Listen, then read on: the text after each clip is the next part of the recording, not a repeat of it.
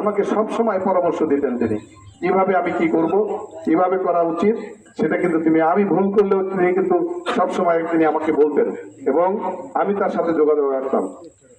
তিনি এই ইন্ডিয়ায় গেছেন, বিভিন্ন সময় আমি তার সাথে যোগাযোগ করি। সর্বশেষ যখন আমি সর্দার লোকমান হোসেন একদিন বললো যে আমার সাথে কথা হয়েছে, আমি ফোন করলাম, এরপর আর আমি ফোনে পাইনি। পরে সোহাগ তালুকদারের সাথে আর কথা না বলতে পেরে আমি সোহেল তালুকদারকে ফোন করলাম, তখন তিনি আমাকে বললেন যে এই ঘটনা, এবং আরো যারা ছিলেন তারা বললেন যে তার অবস্থা খুব খারাপ। আমরা কিন্তু সেটা বিশ্বাস করতে পারিনি, আসলে এটা বিশ্বাস হওয়ার কথাও না। তিনি যেভাবে সুঠাম দেহের একজন লোক ছিলেন, আমরা কিভাবে চিন্তা করব যে এত তাড়াতাড়ি আমাদের মাঝ থেকে বিদায় নেবেন। আমাদের তার কাছ থেকে অনেক কিছু পাওয়ার ছিল, আমরা হয়তো সেই শাকিলুর রহমান সরকারকে হারিয়েছি।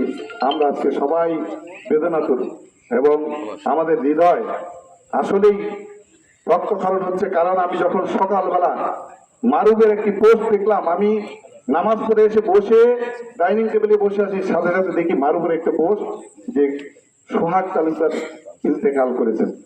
আমি একবারে নির্বিকার হয়ে গেছি এবং সেই সময় আমি চিন্তা করছিলাম একটু পায়েস খাবো, সেইটাও কিন্তু খাওয়া আসলে বন্ধ হয়ে গেছে। এই অবস্থা দেখেন আমাদের ভিতরে, প্রত্যেকের ভিতরে আমি মনে হয় এরকম, যখন তার সেই মৃত্যুর খবরটি আমরা শুনেছি, প্রত্যেকের ভিতরে এরকম ধাক্কা লেগেছে। ভাই আমরা প্রত্যেকে এইভাবে মৃত্যুবরণ করব, রাজনৈতিক কারণে হোক, যে কারণেই হোক, আমরা কারো প্রতি হিংসা বিদ্বেষ হানাহানি না রাখি। আমরা একটি অপরের ভাই, আমরা সেই হিসাবে আমরা থাকতে চাই। আজকে কিন্তু সোহাগ তালুকদার এখানে শুয়েছেন, আমার একদিন শুতে হবে, আপনার একদিন শুতে হবে। আমরা কিন্তু সবাই এই জায়গাটা আমাদের জন্য নির্ধারিত করে দিয়েছেন। আমরা যে জন্মগ্রহণ করেছি, আমরা কিন্তু মৃত্যুবরণ করব।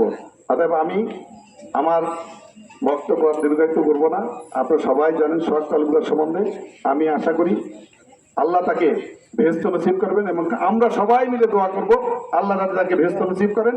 এবং এই সোহাগ তালুকদার আজকে আমাদের মাঝ থেকে চলে গেছেন, তার শোক সংক্রান্ত পরিবার যারা আছে তারা এই শোক সহ্য করতে পারে, সেই জন্য আমরা দোয়া করব।